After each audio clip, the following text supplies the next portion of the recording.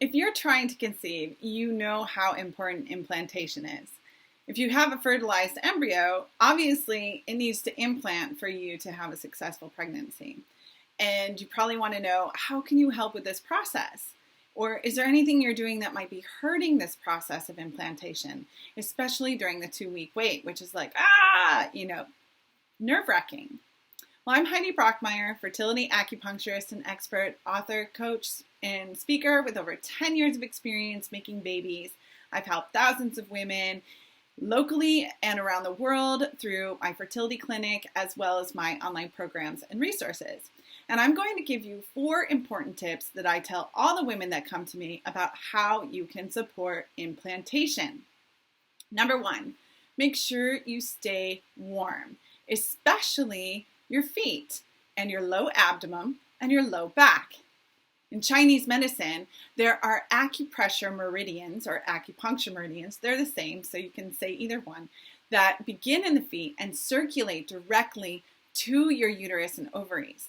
So when your feet are really cold, if you're walking around on a tile floor or you're out and about with flip-flops and your feet are cold, or at nighttime your feet are cold, then you're going to inhibit the circulation to your uterus and ovaries. And you might even get cold in your uterus and ovaries. So in Chinese medicine, a lot of times we attribute fertility issues to a cold uterus. So whatever you do, you don't want a cold uterus. I mean, think about it. If you're a little baby and you're looking for a home, a place to call home, to nestle in, you want to be nice and snug and warm. So everything we can do to keep your uterus warm is really important. So keep socks on, make sure you keep your low abdomen warm and your low back warm. And this is especially important for implantation because implantation, that's during the progesterone phase. So if you know anything about progesterone, you know that's the hormone that warms things up to support implantation. All right, number 2, don't overdo exercise.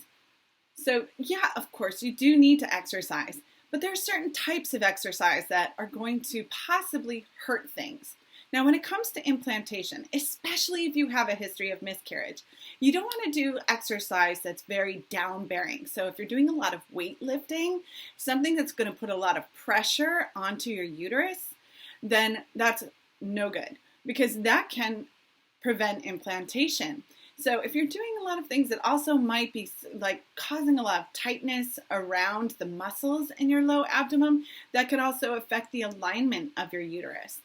Or if you're doing 100 crunches or super intense Pilates and your abs are just really smoking hot, but you have to think if they're rock solid, that also might be preventing some good blood flow to your uterus. So these things are really important to keep in mind, as well as high impact exercise. So if you're running all the time, you're putting a lot of jarring pressure on your uterus, and that can even cause your uterus to be out of alignment or prolapse a little bit, which is also not going to support implantation. So you have to be very careful with your exercise.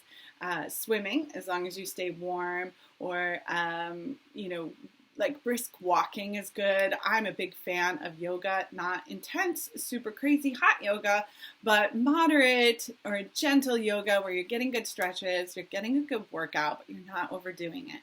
Those are the 2 that I recommend the most.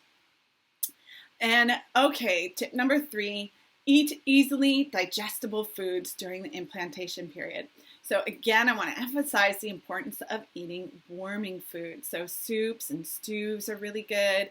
You can use a lot of those spices that they put in Indian food that really warms up your digestion and makes digestion easier. If your digestion's weak, it's going to zap some of that warmth from your reproductive energy that is so important for keeping the uterus warm and supporting implantation and pregnancy. So eat easily digestible foods. Make sure you're not skipping meals, make sure you're having breakfast, but don't go totally raw and eat a lot of raw, cold things.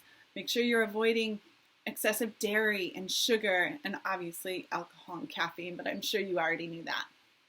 Tip number 4, self-acupressure. There's a wonderful tool right at your fingertips that helps to support the energy that you need for implantation. It helps create a lifting in your body to secure the embryo inside the womb and helps to get really good circulation to your uterus to help the embryo thrive, as well as to help your body balance the hormones that are needed to support implantation. So self-acupressure is such an amazing tool. And if you want to start trying self-acupressure, you can sign up for a free introductory self-acupressure protocol in the link below here, and it'll improve circulation to your uterus and ovaries and help to support implantation. So all you need to do is click on the link below and sign up for free instant access to that video.